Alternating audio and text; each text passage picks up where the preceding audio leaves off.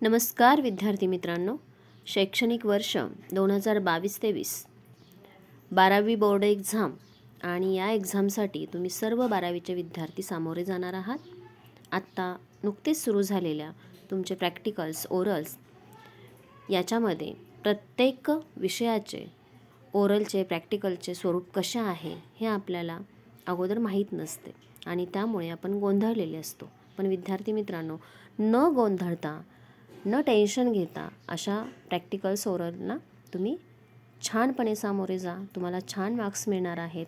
आज आपण मराठी विषयासाठी ओरल कसे असणार आहेत हे पाहणार आहोत. आपले मराठी विषयाचा पेपर जो आहे तो 80 मार्काचा थेअरी पेपर असणार आहे आणि तोंडी परीक्षा जी असणार आहे ती 20 मार्कांसाठी असणार आहे. ही तोंडी परीक्षा कशा पद्धतीची असणार आहे याचे स्वरूप जे आहे ते आज आपण पाहणार आहोत. विद्यार्थी मित्रांनो, ह्या तोंडी परीक्षेचे स्वरूप पाहत असताना जर तुम्हाला वाटलं तरच व्हिडिओ सबस्क्राईब करायला आणि लाईक करायला विसरू नका. ओके, तर तोंडी परीक्षा आपली 12वीची मराठी विषयाची कशी असणार आहे हे आपण पाहणार आहोत. हे पाहत असताना थोडक्यात मार्कांचं डिवायडेशन असणार आहे. याच्यामध्ये श्रवण कौशल्य जे आहे ते 10 मार्कांसाठी असणार आहे. तुम्हाला श्रवण कौशल्य म्हणजेच आपण जे ऐकतो ते कशा पद्धतीनं लिहितो याला तुम्हाला मार्क्स असणार आहेत, बरोबर आहे. म्हणजेच याच्यामध्ये शब्दलेखन पहिला प्रश्न असणार आहे तुम्हाला शब्दलेखन असणार आहे 2 मार्कांसाठी. याच्यामध्ये तुम्हाला 4 शब्द दिलेले असणार आहेत. 4 शब्द तुम्ही अचूकपणे लिहायचे आहेत. अचूकपणे लिहित असताना काना, मात्रा, वेलांटी, जोड शब्द असेल, अनुस्वार असेल, ह्या सगळ्या गोष्टींकडे बारकाईने लक्ष द्यायचे. 4 शब्द लिहिले की तुम्हाला 2 मार्क्स मिळणार आहे. म्हणजेच प्रत्येक शब्द अर्ध्या मार्कांसाठी असणार आहे, बरोबर आहे. त्यानंतर दुसरा प्रश्न असणार आहे वाक्यलेखन. तसंच म्हणजेच 2 वाक्य दिली असणार आहेत. म्हणजे आम्ही 2 वाक्य तुम्हाला सांगणार, ती तुम्ही ऐकून व्यवस्थितपणे लिहायचे आहेत. ती लिहित असताना शुद्ध लेखन व्यवस्थित असले पाहिजे, विरामचिन्हसुद्धा व्यवस्थित देता आली पाहिजेत. त्यासाठी तुम्हाला 2 मार्क्स असणार आहेत. 2 वाक्य असतील 2 मार्क्स असतील, बरोबर आहे. टोटल 4 मार्क्स झाले. नंतर शब्दार्थ लेखन. आपल्या पाठ्यपुस्तकामध्ये ज्या कविता आहेत, धडे आहेत, त्याच्यामधले कठीण शब्दार्थ आपण म्हणतो आणि त्याचा अर्थ आपण शिकलेलो आहोत. तर असे शब्द तुम्हाला दिलेले असणार आहेत. त्या शब्दांचे अचूक अर्थ जे आहेत ते तुम्हाला लिहिणे गरजेचे आहे. ते तुम्ही लिहिलेत की त्याला 2 मार्क्स असणार आहेत, बरोबर आहे. नंतर पारिभाषिक शब्द. पारिभाषिक शब्द कशाला म्हणायचं तर पारिभाषिक शब्द म्हणजेच आपल्या मराठीच्या पाठ्यपुस्तकामध्ये शेवटच्या पेजवरती जे इंग्लिश शब्द दिलेले आहेत त्याचे मराठी अर्थ दिलेले आहेत, बरोबर आहे.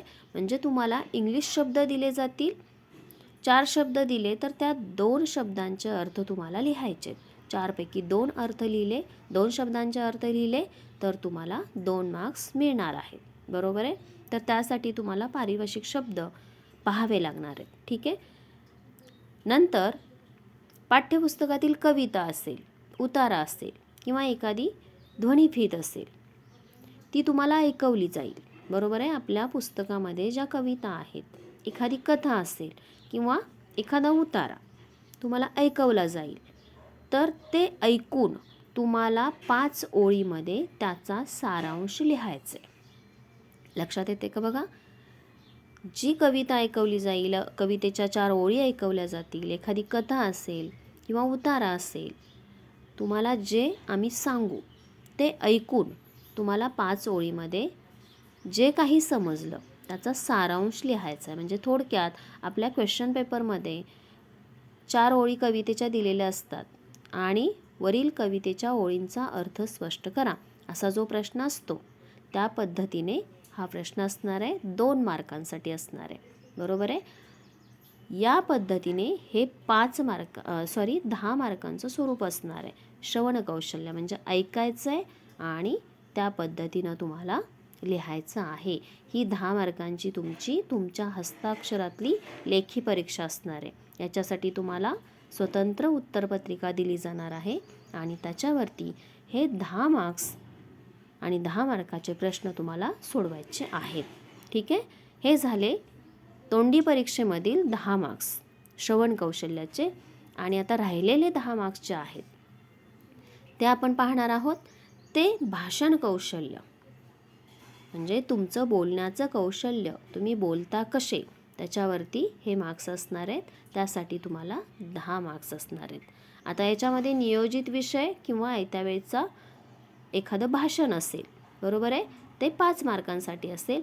आणि कविता पठण असेल, कविता पठण म्हणजे पाठांतर, कविता एखादी पाठ असेल, म्हणायला सांगितली, काव्यानंद, कवितेमधला आनंद जो आहे, पठित कविता, पठित भारूड, अशा प्रकारचा तुम्हाला एखादा प्रश्न विचारला, त्यासाठी तुम्ही छान उत्तर दिलं तर त्यासाठी 5 मार्क्स असणार आहेत. असे हे 10 मार्क्स तुम्हाला भाषण कौशल्यासाठी असणार आहेत. तर हे 10 आणि 10, श्रवण कौशल्य 10 आणि भाषण कौशल्य 10, असे 20 मार्क त्याच्या प्रश्नपत्रिकेचं प्रत्यक्षात स्वरूप आपण पाहतोय. बघा, जर या प्रश्नपत्रिकेचं स्वरूप पाहिलं तर बघा, माझ्याकडे नमुना तोंडी परीक्षेचे काही प्रश्न आहेत, तर आपण इथे पाहूया. त्या पद्धतीने तुमच्या लक्षात येईल.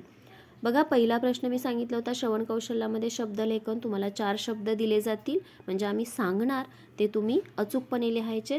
उदाहरणार्थ, आता इथे 4 शब्द दिलेले आहेत: संशोधक, ऐतिहासिक, विश्वासार्हता, दृष्टिकोन. हे 4 शब्द आम्ही फक्त सांगणार आणि त्या पद्धतीने लिहायचे. आता हे लिहित असताना शब्द संशोधक सवरती अनुस्वार राहिला तर मार्क्स कट होणार. ऐतिहासिक, वेलांटी इथे आहे, वेलांटी तुमची चुकली तर मार्क्स कट होणार. विश्वासार्हता, सला काना राहिला, वरती रपार राहिला. दृष्टिकोन, शब्द जोडाक्षर आहे, न तुमचा चुकला तर तिथे मार्क्स तुमचा कट होणार आहे. तर हे 4 शब्द तुम्हाला 2 मार्कांसाठी असणार आहेत. आणि ते 2 मार्क्स देत असताना कशा पद्धतीने, बघा, आता हे अर्धा अर्धा अर्धा आणि अर्धा, असे हे 4 शब्द 2 मार्कांसाठी तुम्हाला असणार आहेत. याच्यामध्ये अचूकता अतिशय गरजेचे आहे, शुद्ध लेखन अतिशय गरजेचे आहे. तर तुम्हाला तिथे 2 मार्क्स मिळणार आहेत. आता वाक्यलेखन, त्याच्यामध्ये 2 वाक्य दिली जातील, ती अचूकपणे तशीच लिहायची आहेत. आम्ही फक्त सांगणार, ती तुम्ही अचूकपणे लिहायचे आहेत. याच्यामध्ये सुद्धा काना, मात्रा, वेलांटी, विरामचिन्हे याचा वापर व्यवस्थित अचूकपणे करता आला पाहिजे. फॉर एक्झाम्पल म्हणून बघा, एका अपघातामध्ये सुधाला एक पाय गमवावा लागला होता. आता हे आपल्या टेक्स्टबुकमधलंच उदाहरण आहे आणि ते सांगत असताना इथे एका अपघातामध्ये सुधाला, आता सुधाला सला पहिला उकार आहे, दुसरा उकार दिला तर तिथे शुद्ध लेखन तुमचं चुकणार आहे, तिथे मार्क्स कट होणार आहेत. अशा पद्धतीने अचूक लेखनाला तुम्हाला मार्क्स असणार आहेत.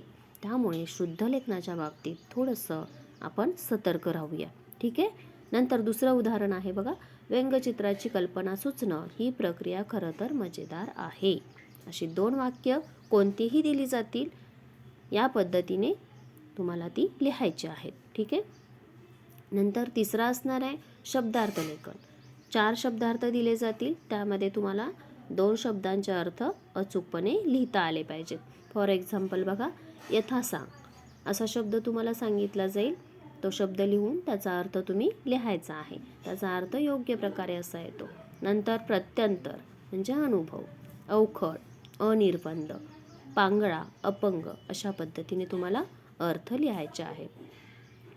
त्याचबरोबर पारिभाषिक शब्द, आता याच्यामध्ये तुम्हाला इंग्लिश शब्द दिलेले असणार आहेत.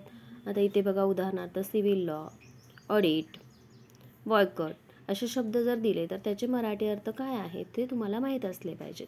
4 पैकी 2 शब्दांचे अर्थ अचूक लिहायचे आहेत, तुम्हाला तिथे 2 मार्क्स मिळणार आहेत. नंतर राहिला प्रश्न, पाठ्यपुस्तकामधील आपल्या कविता असेल, कथा असेल, उतारा असेल, नाट्य उतारा असेल, एखादी ध्वनिफीत ऐकवली जाईल, ती ऐकून तुम्ही समजलेला अर्थ जो आहे तो 5 ओळीमध्ये सारांश स्वरूपात लिहायचा आहे. त्यासाठी 2 मार्क्स असणार आहेत, ठीक आहे. ही झाली श्रवण कौशल्याची 10 मार्क्स. आता भाषण कौशल्य, भाषण कौशल्यामध्ये तुम्हाला नियोजित विषय असेल किंवा आयत्या वेळचे भाषण, याच्यामध्ये एक विषय दिला जाईल, त्याच्यामध्ये तुम्हाला 5 मार्क्स असतील. उदाहरणार्थ, मी अनुभवलेला पाऊस असा तुम्हाला विषय दिला तर त्याच्यावरती तुम्हाला बोलता आलं पाहिजे. किंवा लोकसंख्येचा भस्मासूर असा विषय दिला तर त्या विषयावरती तुम्हाला तुमचं मत मांडता आलं पाहिजे. तुम्ही बोलता किती, तुमच्याकडे बोलण्याचं स्किल किती आहे, त्याच्यावरती मार्क्स दिले जातील. नंतर जलाशयकाठची सायंकाळ असेल, दूरदर्शन वाहिन्यांचा समाजावर होणारा परिणाम, अशा पद्धतीचे विषय जे आहेत, आयत्या वेळचे विषय अचानकपणे दिलेले, तर त्याच्यावरती तुम्हाला बोलता आलं पाहिजे. यासाठी 5 मार्क्स असतील आणि राहिलेले 5 मार्क्स म्हणजे आयत्या वेळचा विषय किंवा नियोजित विषय यापैकी एक विषय असेल, त्यासाठी तुम्हाला 5 मार्क्स असतील आणि राहिलेले 5 मार्क्स आपल्या पाठ्यपुस्तकातील कविता असेल, कविता का आवडली असं विचारलं तर तुम्हाला सांगता आलं पाहिजे, कविता म्हणता आलं पाहिजे. नंतर पाठ्यपुस्तकामध्ये एखादं भारूड असेल, ते भारूड तुम्हाला सांगता आलं पाहिजे, म्हणता आलं पाहिजे. त्यासाठी तुम्हाला 5 मार्क्स असणार आहेत. अशा पद्धतीने आपल्या ह्या भाषण कौशल्य आणि श्रवण कौशल्य 10-10 मार्कांसाठी असेल. टोटल 20 मार्कांची तोंडी परीक्षा असेल. या तोंडी परीक्षेला छानपणे तुम्ही सामोरे जा. अवघड असं काहीच नाही आहे. आनंदाने आणि उत्साहाने परीक्षेला सामोरे जा. निश्चितपणे तुम्हाला छान, मी तर म्हणते की आउट ऑफ मार्क्स मिळणार आहेत, याची मला गॅरंटी आहे. फक्त येताना सोबत आपलं स्वतःचं पाठ्यपुस्तक घेऊन यायला विसरायचं नाही. तुम्हाला सर्वांना परीक्षेच्या खूप खूप खूप शुभेच्छा. All the best. थँक्यू.